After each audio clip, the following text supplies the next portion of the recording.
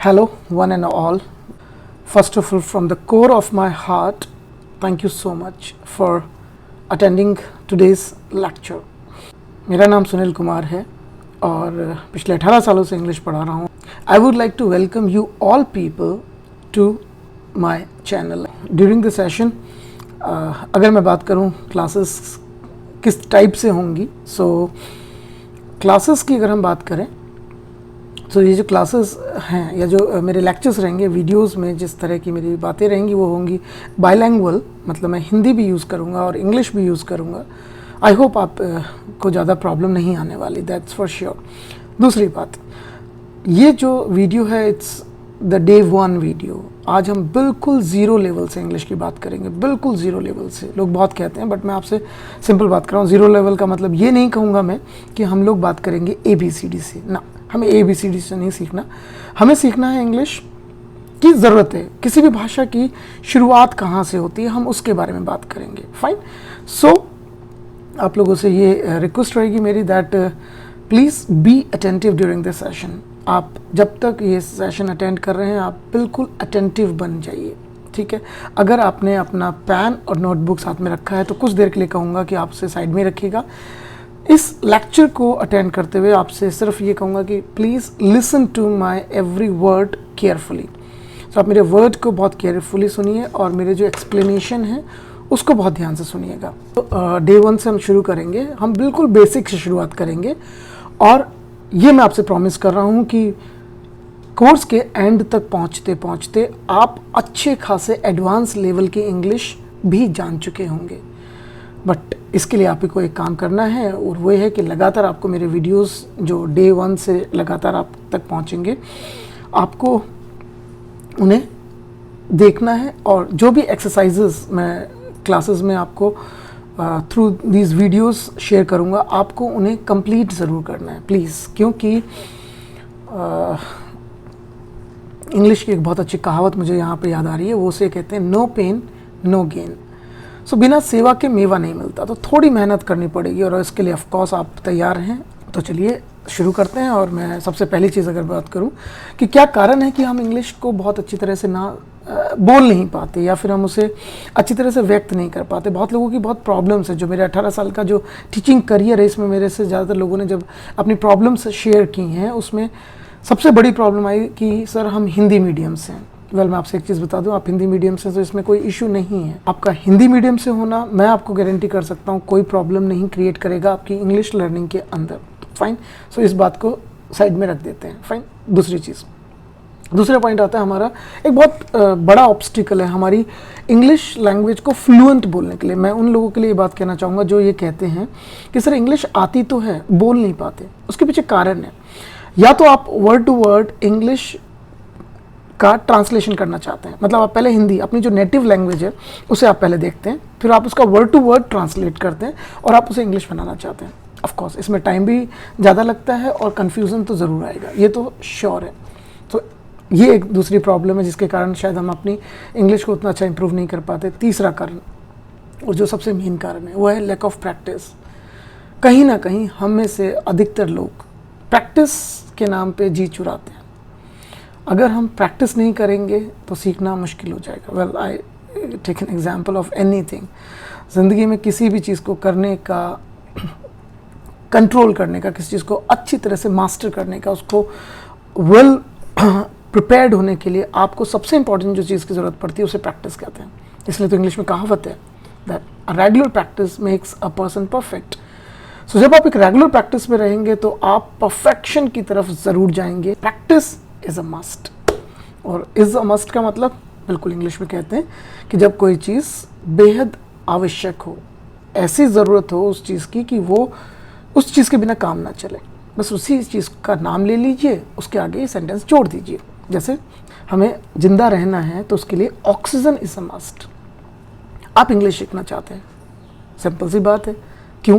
क्योंकि आपको पता है आज लाइफ में अच्छे स्टैंडर्ड को अचीव करने के लिए English is a must. Fine.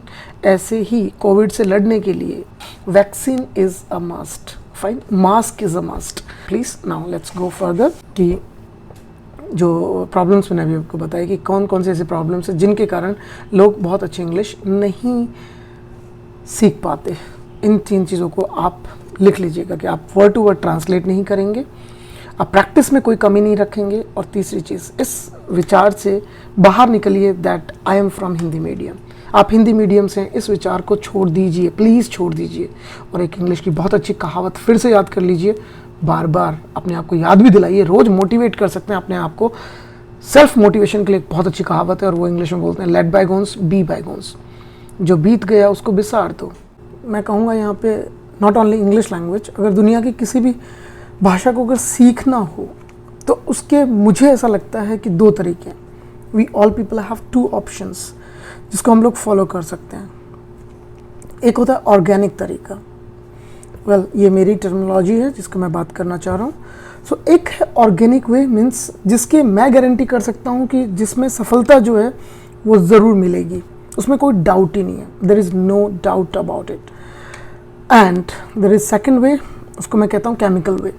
Means जैसे बहुत लोग बहुत जल्दी में होते हैं, बहुत जल्दी सीखना चाहते हैं कि सर बहुत ही कम टाइम में 1 महीने में इंग्लिश सिखा दो, पॉसिबल नहीं है, इट्स अ लैंग्वेज। तो जो लोग ये बोलते हैं कि 1 महीने में इंग्लिश आप सीख जाएंगे, मुझे लगता है 1 महीने में सीख तो जाएंगे, लेकिन 1 महीने में 1 दिन में आपको कितने घंटे देने पड़ेंगे ये फिर मैटर करता है। सो अगर आप ये मान के चलें कि रेगुलरली अगर आप डेली 1 से 2 घंटे रोज़ इंग्लिश पे प्रैक्टिस कर रहे हैं तो आने वाले कुछ महीनों में आप इंग्लिश पे बहुत अच्छा कंट्रोल कर सकते हो। ये है ऑर्गेनिक तरीका। केमिकल तरीके की बात करूँगा तो उसमें होता है ट्रांसलेशन। मतलब मैंने आपको कोई शब्द दे दिया और आपने उसको ट्रांसलेट कर लिया। मैं जा रहा हूँ, आई एम गोइंग, आपने सीख लिया कि ये सेंटेंस को ऐसे ही बोलते हैं। ऑफ कोर्स ये मैं मानता हूँ केमिकल तरीका, ये बहुत जगह पे इफ़ेक्टिव नहीं होगा।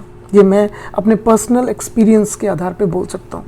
आपको ये समझना ज़रूरी है कि किसी भाषा के लिए इम्पॉर्टेंट क्या है, फाइन।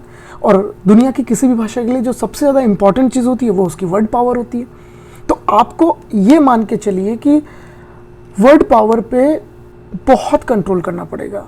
और मैं अगर कहूँ तो 50% दुनिया की किसी भी भाषा के लिए उसकी जो वर्ड पावर है, जो उसकी वोकैबुलरी पावर होती है, वो काम करती है। तो 50% अगर आपको वर्ड्स भी आते हैं किसी भाषा के, आपने बहुत सारे वर्ड सीख लिए हैं, तो ये मान के चलिए एटलीस्ट आप किसी भी सिचुएशन से बाहर ज़रूर निकल सकते हैं। कि सेंटेंस बनाते हैं, उसको प्रॉपर फॉर्म देते हैं, तो फिर आपको ग्रामर की ज़रूरत पड़ती है। एक प्रॉपर सेंटेंस को बनाने के लिए आपको ये ज़रूर मालूम होना चाहिए कि अगर कोई व्यक्ति ये बोल रहा है आई एम सुनील कुमार, तो इसमें जो सेंटेंस में आई लगा है, एम लगा है, ये क्यों लगा है, बस ये बताना चाह रहा हूँ। यही हम लोग इस कोर्स के अंदर सीखने वाले हैं। तो आज हमारा डे 1 है।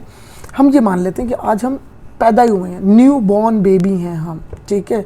हमें इंग्लिश में जो भी आता है पहले से वो हमारा एक बोनस हो जाएगा। बाकी आप मेरे साथ में काम करिए, जैसे जैसे मैं आपको बोल रहा हूँ उन सारे स्टेप्स को आप फॉलो करिए। डेफिनेटली आप आज के इस लेक्चर के बाद ही इतना कॉन्फिडेंट फील करना ज़रूर शुरू कर देंगे कि आप इंग्लिश को जो वो लोग हवा जो समझते हैं वो तो नहीं रहेगा, ये तो मैं आपको प्रॉमिस कर सकता हूँ, ठीक है। तो आप ये बिल्कुल मत मानिए कि इंग्लिश नहीं आती, मुझे आती है और उसको हम और अच्छा इम्प्रूव कर सकते हैं, fine. So coming back to the point, इसमें हम वोकैबुलरी के साथ में जब हम बात कर रहे हैं वोकैबुलरी में, तो हम फ्रेजेस सीखेंगे, हम बहुत सारे फ्रेजल वर्ब्स सीखेंगे, इडियम्स के ऊपर बात करेंगे, प्रोवर्ब्स के ऊपर बारे में बात करेंगे, बहुत सारी चीज़ों को लेकर हम डिस्कशन करेंगे। तो मोटे तौर पे कहूँ तो कोर्स का जो हिस्सा है वो 2 चीज़ें हैं। पहली है वोकैबुलरी और सेकंड पार्ट है हमारी ग्रामर, एज वेल एज साथ साथ में कुछ चीज़ें चलेंगी जिसमें आपकी पर्सनैलिटी डेवलपमेंट से रिलेटेड कुछ टिप्स होंगे, कुछ सॉफ्ट स्किल्स से रिलेटेड टिप्स होंगे। जब भी मैं वोकैबुलरी के बारे में आपके साथ बात करूँगा क्लास के अंदर, तो वोकैबुलरी होगी informal, formal, slangs and business English. यानी कि हर उस तबके के लिए कोर्स बहुत वर्थ है जो कहीं से भी आप हैं। तो अगर आप एक हाउसवाइफ हैं, अगर आप एक प्रोफेशनल व्यक्ति हैं, आप एक बिजनेस पर्सन हैं, या फिर अगर आप एक स्टूडेंट हैं और आप अपने दोस्तों के बीच में होते हैं, तो यूजुअली फ्रेंड्स के बीच में जाते स्लैंग वर्ड्स बहुत यूज़ होते हैं। तो बिल्कुल ये सब चीज़ें एक नेटिव स्पीकर्स के लिए ज़रूरी होती हैं। सो हम सारे पार्ट जो वोकैबुलरी के होते हैं उसको कवर करेंगे। As far as grammar is concerned, वो मैं आपको बता रहा हूँ, पीस ऑफ केक है सीखना, चुटकियों का काम। यूँ सीख जाएंगे आपको पता भी नहीं चलेगा। बट एक सेट पैटर्न है, उस पैटर्न को आपको फॉलो करना है। प्लस मैं बार बार रिपीट करूँगा कि आपको दी हुई एक्सरसाइजेस आप ज़रूर करिएगा, फाइन। और वो एक्सरसाइज आपको डिस्क्रिप्शन में मिल जाएंगे कि आज के बाद में, क्लास के बाद में आपको क्या करना है, फाइन। अब आपको तय करना है, इसलिए तो मैंने ये अभी फ्रेज यूज़ की इंग्लिश में, the ball is in your court, यानी कि आपके पाले में अब गेंद है। आपको डिसाइड करना है कि आपको क्या करना है। आपको ऑर्गेनिक वे से इंग्लिश को सीखना है, जिसमें मैं गारंटी कर रहा हूँ, no doubt about the success. दूसरा तरीका मैं भी आपसे बता रहा हूँ, वो है केमिकल वे, जिसमें डाउट है मुझे खुद को, क्योंकि मैंने 18 ईयर्स छोटा मोटा टाइम नहीं होता। खूब लोगों को देखा है, ऑब्जर्व किया। जिन लोगों ने बहुत जल्दबाजी की सीखने की, वो नहीं सीख पाए, और जिन्होंने जल्दबाजी नहीं की, जिन्होंने सही तरीके को अपनाया, थोड़ा टाइम ज़्यादा लग गया, बट उसके बाद वो बहुत अच्छे हुए इंग्लिश के अंदर। सो सेम टेलिंग यू, यही चीज़ें मैं आपको बता रहा हूँ कि आप मेरे साथ ऑर्गेनिक वे पे काम करिएगा। ना भाषा के बारे में बात करते हैं, तो एक सेंटेंस वो होंगे जिनमें एक्शंस यूज़ होंगे, एक वो सेंटेंसेस होंगे जिसमें एक्शन वर्ड यूज़ नहीं होगा। वो सेंटेंसेस कैसे बनते हैं आपको रियली बताऊं, उनको सीखना है पीस ऑफ केक, बहुत ही आसान काम। इसीलिए मैंने उसको थोड़े दिनों के बाद के कोर्स में इंक्लूड किया है।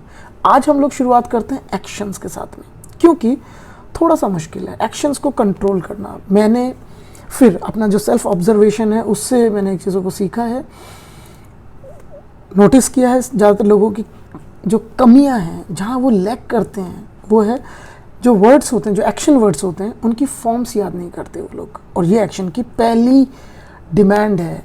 मतलब किसी एक्शन के लिए अगर मैं आपसे कहूँ तो सबसे पहली जो रूल है वो यही है कि हर एक्शन की हमेशा 3 फॉर्म्स ज़रूर होंगी। अगर आपने ये 3 फॉर्म्स याद नहीं की तो आप कहीं सही इंग्लिश नहीं बोल पाएंगे, ये तो फैक्ट है। आपको 3 फॉर्म्स याद करना मस्ट है। जीने के लिए oxygen is a must, action की 3 फॉर्म याद करना is a must. So 3 forms ज़रूर याद कर लीजिए, फाइन। और कॉक्शन की 2nd एंड 3rd फॉर्म अगर आपको पहले से पता है, बहुत अच्छी बात है। और अगर आपको नहीं पता, जैसे बहुत सारे शब्द आते हैं, हमें उनका मीनिंग ही नहीं पता होता। जैसे फॉर एग्जांपल मैं अभी अगर आपसे बोलूँ तो एक वर्ड है इंग्लिश में, उसको लैच बोलते हैं, LATCH, लैच। अभी तक मुझे नहीं पता कि आप में से कितने लोग इसका मीनिंग जानते हैं ऑलरेडी। सेकंड में पता चल जाएगा। 1 सेकंड, मतलब आपके और उस शब्द के मीनिंग के बीच में सिर्फ हमेशा 1 सेकंड का डिफरेंस होता है, या कुछ और सेकंड्स के डिफरेंस की बात कर लेता हूँ, क्योंकि अगर आपके सामने वो व्यक्ति नहीं है जो आपको इसका मीनिंग बता पाए, तो फिर आपके पास शायद मोबाइल फ़ोन होता है। मोबाइल में गूगल सर्च है ही, आप उसमें डालिए लैच वर्ड LATCH, वो आपको अपने आप मीनिंग बता देगा। वेल, अगर कोई सामने व्यक्ति है, आप उसका मीनिंग जानते हैं, वो जानता है व्यक्ति, तो आपको बता देगा। लैच मतलब होता है जो हमारा दरवाज़ा होता है, उसकी चिटकनी जो होती है, उसको लगाने को लैच बोलते हैं। That's it. अभी तक नहीं पता था, अभी पता चल गया। वर्ड तो मिल गया लैच, ये फर्स्ट फॉर्म है चिटकनी लगाने के लिए लैच वर्ड। बट इसकी 2nd एंड 3rd फॉर्म, अब यहाँ हम फंस जाएंगे। जब हमें फर्स्ट फॉर्म का मीनिंग ही नहीं पता था, तो हम इसके 2nd या 3rd फॉर्म कैसे पता करेंगे? जेन्युइन बात है बिल्कुल कि हमें इसके 2nd 3rd फॉर्म नहीं पता, हम पहली बार वर्ड सीख रहे हैं। मेरे साथ भी ऐसा होता है जब मैं मैगजीन्स पढ़ रहा होता हूँ, नॉवेल्स पढ़ रहा होता हूँ, न्यूज़ सुन रहा होता हूँ, कभी ना कभी कोई ना कोई डेली लाइफ में कोई ना कोई नया वर्ड ज़रूर आता है। और जब नया वर्ड आता है तो मैं उसको सर्च करता हूँ। ऑफ कोर्स उसकी फॉर्म्स सबसे पहले नोटिस कर लेता हूँ कि ये वर्ड एक्शन वर्ड है, इसकी फॉर्म ज़रूर होंगी, इसको चलो याद कर लें कौन सी फॉर्म है। मैं रियली बताऊँ कि इंग्लिश ने अपने आप को बहुत आसान बनाया हुआ है। पीस ऑफ केक कैसे? ज़्यादातर एक्शन की 2nd एंड 3rd फॉर्म बनाना या याद करना बहुत आसान काम। 2nd एंड 3rd फॉर्म के लास्ट में आप जाके ED लगा दो, दैट्स इट। सो मैं बात कर रहा था यहाँ पे एक्शन वर्ड्स के बारे में, ठीक। इसकी पहला रूल क्या है कि हर एक्शन की बात करूँ तो रूल नंबर 1 इज़ हर एक्शन की हमेशा 3 फॉर्म्स होना मस्ट है। First form, 2nd form, 3rd form.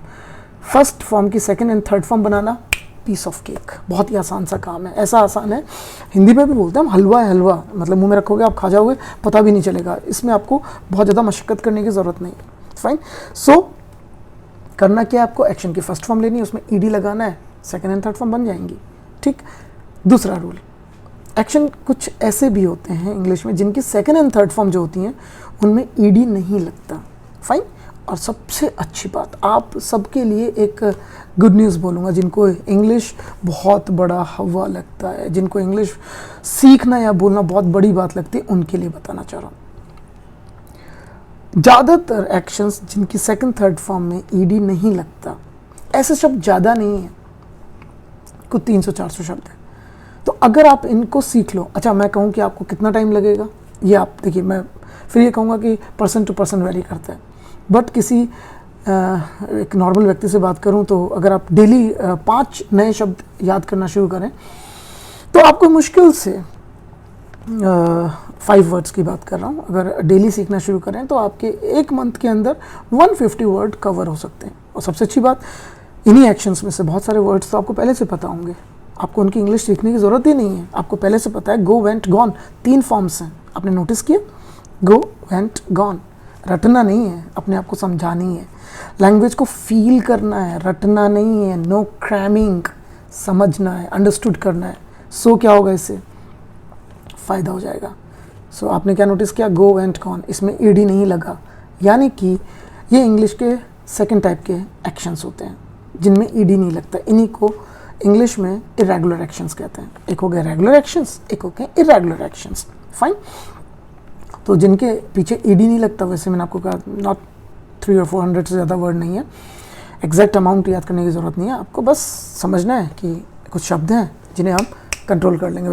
Description में मैं ये वर्ड्स अपनी क्लासेस के अकॉर्डिंग ज़रूर डालता रहूँगा कि आप इन वर्ड्स को जाइए, डिस्क्रिप्शन में चेक करिए और उन फॉर्म्स को साथ में मैं वो दे दूँगा, आप सिर्फ उनको याद कर लीजिएगा, ठीक है। जैसे मैंने अभी बोला गो, वेंट, गॉन, ऐसे ही जब हम लिखते हैं, राइट करते हैं, ये तो है ही, मैंने स्टार्टिंग में आपसे बोला भी कि लोगों में सबसे बड़ी एक प्रॉब्लम क्या है कि ये तो पता है कि लिखने को राइट बोलते हैं, बट उनसे जब ये पूछो कि राइट की सेकंड फॉर्म क्या होती है, तो बहुत सारे लोग हैं जिन्हें राइट की सेकंड फॉर्म रोट नहीं पता, जिनको राइट की थर्ड फॉर्म रिटन नहीं पता, जिन्हें ये तो पता है कि गाना गाने को सिंग कहते हैं, बट ये नहीं पता सिंग की सेकंड फॉर्म सैंग होती है और थर्ड फॉर्म संग होती है।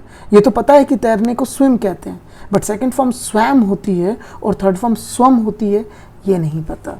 सो इसको कंट्रोल करवाने का काम आज से मेरा। तो लगातार वर्ड्स आएंगे, मैं आपके साथ डिस्कस करता रहूँगा और आप इनको सिर्फ मेरे साथ बैठ के रिवाइज करिएगा, that's it. Fine. So English सीखना वाकई में क्या लगता है मुश्किल काम है? No, piece of cake. So सबसे पहले फोकस किस पे करिए आप? पहला फोकस होना चाहिए आपका एक्शंस के ऊपर, हमें एक्शंस निकालने हैं। अच्छा, एक्शन सीखेंगे कहाँ से? बहुत सारे लोग एक टिप देते हैं जो मैं कभी भी प्रेफर नहीं करता और ना मैं कभी किसी को ये टिप देता हूँ। लोग कहते हैं मैगजीन्स पढ़ो, न्यूज़पेपर्स पढ़ो, उसमें से वर्ड निकाल लो। मैं नहीं कहूँगा आपको, आप अपनी रियल लाइफ में ऑब्जर्व करिए ना, आपको कुछ करना ही नहीं। आपको अपनी नेटिव लैंग्वेज तो पता है, आपको हिंदी तो आती है, आपको अपनी जो भी भाषा में आप हैं उस लैंग्वेज को तो आप जानते हो ना, उस लैंग्वेज में तो उस शब्द का मीनिंग जानते हो। जैसे हिंदी में मुझे पता है ना कि इसको लिखना बोलते हैं, पेन अगर मैंने खोल लिया तो लिखना बोलते हैं, अब इसको इंग्लिश में भी कुछ ना कुछ तो बोलते ही हैं, बस दैट्स इट। आपको ये एक्शंस अपने आसपास में ऑब्जर्व करने हैं बस। जैसे अपने आप को देखिए, अपने फैमिली में जितने लोग हैं उन सबके कामों को देखिए। नॉर्मली जो एक्शंस होते हैं डे टू डे लाइफ के, वो सबके ज़्यादातर कॉमन होते हैं। हर इंसान सुबह जागता है, वो बिस्तर छोड़ता है, वो बिस्तर को लगाता है, फिर वो चद्दर को जो बेडशीट होती है उसको ऐसे झटकाता है, फिर वो नहाने चला जाता है, फिर ब्रश करता है और फ्रेश होता है ना। ये सारे वर्ड्स, यही तो सब एक्शंस हैं। अब इन्हें अगर हिंदी में जानते हैं हम तो इंग्लिश में भी बोल लेते हैं कि जागने की बात करें, सुबह से उठा लेते हैं, इसको वेकअप कहते हैं। तो जागना, wake up, second form is woke up and third form is woken up. तो wake up, woke up and woken up, ये फॉर्म्स याद करना मैं आपको फिर से रिमाइंड करवा रहा हूँ, इज़ अ मस्ट। फॉर्म ज़रूर याद करिए, क्योंकि अगर आपकी फॉर्म सही नहीं है मुश्किल होगी क्या, सही तरह की लैंग्वेज को समझ पाना और बोल पाना। फाइन। सो फॉर्म्स लगातार याद करिएगा, ये मेरा पहला टिप है। तो इसको अच्छी तरह से कंट्रोल कर लीजिए। आपने मुझे बहुत ध्यान से सुना होगा आज के सेशन में।